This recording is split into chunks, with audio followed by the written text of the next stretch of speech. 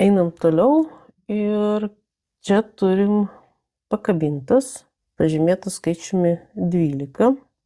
Ir šį kortą simbolizuoja savanorišką sustojimą, introspekciją ir naujų perspektyvų įgijimą. Tai laikas permastyti, atsisakyti seno ir pažvelgti į situaciją kitaip.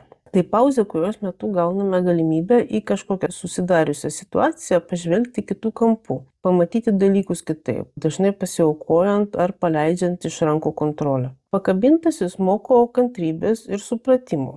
Tai korta apie vidinį augimą per iššūkius. Tai yra pasirinkimas laukti, apmastyti ir atsiriboti nuo ego siekiant dvasinio aiškumo ir įkūnijant transformaciją, kantrybę ir išmintį, kuri dažnai slepiasi ramybėje. Pakabintas vyras supranta, kad jo pozicija yra auka, kurią jam reikėjo padaryti norint žengti į priekį. Ar tai būtų atgaila už praeities nusižengimus, ar apskaičiuotas žingsnis atgal, kad iš naujo peržiūrėtų savo tolimesnius žingsnius į priekį.